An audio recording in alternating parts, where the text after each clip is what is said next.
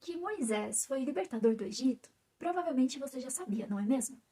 Mas você sabia que a cerimônia que eles fizeram lá no outro dia, chamado Páscoa, representava algo que viria no futuro? Representava o maior livramento que Cristo faria do seu povo em relação ao cativeiro do pecado. E eu quero te mostrar isso em alguns símbolos. O cordeiro sacrificial representa o Cordeiro de Deus, em quem temos a nossa única esperança de salvação. Paulo diz aos Coríntios, em 1 Coríntios 5:7, Cristo, nossa Páscoa, foi sacrificado por nós. Olha só, não bastava só o cordeiro ser morto. Eles precisavam pegar o sangue e aplicá-lo lá nas ombreiras, lembra? Isso é uma representação para o quê? Dos méritos do sangue de Cristo que devem ser aplicados à nossa alma, à nossa vida. E tem um detalhe, eles usavam um hisopo para poder aplicar, para aspergir esse sangue. E olha que interessante, a gente encontra em Salmos 51:7, purifica-me com hisopo e ficarei puro, lava-me e ficarei mais alvo do que a neve. Então o hisopo, ele era um símbolo da purificação. Outro detalhe também é que o cordeiro, quando fosse sacrificado, ele não poderia ser quebrado nenhum osso. E olha só o que temos lá em João 19:36. Porque isto aconteceu para que se cumprisse a escritura que diz: nenhum dos seus ossos será quebrado. Nenhum osso de Cristo foi quebrado durante o sacrifício dele por nós. E isso representa a inteireza do sacrifício de Jesus. Bom, e a carne do sacrifício do cordeiro? Ela precisava ser comida. E o que isso representa pra gente? Representa sobre a nossa nutrição espiritual, porque não basta só que nós creiamos que Cristo nos perdoa os pecados. Nós precisamos também, pela fé, estar recebendo constantemente a força e a nutrição espiritual. E como que você recebe nutrição espiritual?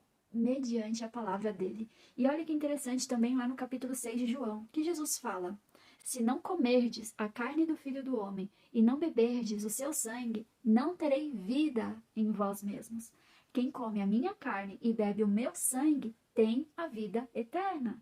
E aí ele explica uns versos depois o que ele quis dizer nisso, falando que as palavras que eu vos disse são espírito e vida, a palavra de Deus. Precisamos nos alimentar da palavra de Deus. Assim como o povo se alimentou do cordeiro que representava a Cristo, nós precisamos nos alimentar da palavra de Deus para ter essa nutrição espiritual também. Uma outra coisa também é que o cordeiro tinha que ser comido com ervas amargosas, porque isso representava a amargura que era o cativeiro egípcio. E isso representa para nós que quando nos alimentamos de Cristo através da sua palavra, nós devemos ir com contrição do nosso coração, com repulsa pelo pecado, porque isso é algo muito ruim. Você se lembra também que durante a Páscoa eles precisavam preparar uns pães, chamados pães asmos? E que tinha um detalhe bem específico, que não devia nem ter fermento nem na casa deles durante as festividades da Páscoa. E sabe o que isso representa pra gente? Isso representa que o fermento do pecado devia ser afastado de todos aqueles que iam buscar vida e nutrição em Cristo. E não sou eu que estou falando só isso não, tá? Olha lá Paulo em 1 Coríntios, capítulo 5, 7 e 8.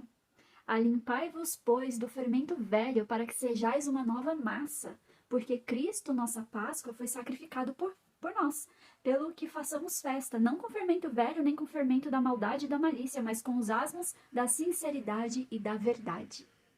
E em tudo isso você percebe uma coisa, que o povo deveria crer que aquilo era suficiente, que aquele sacrifício seria suficiente, que a liberdade deles viria após a obediência. Da mesma forma, a fé deles foi demonstrada através da obediência a todas as coisas, a todas as orientações do que eles teriam que fazer de preparos para a Páscoa. Da mesma forma, a nossa fé é demonstrada através da nossa obediência a Deus. Você tem demonstrado sua fé em Deus através da sua obediência a Ele?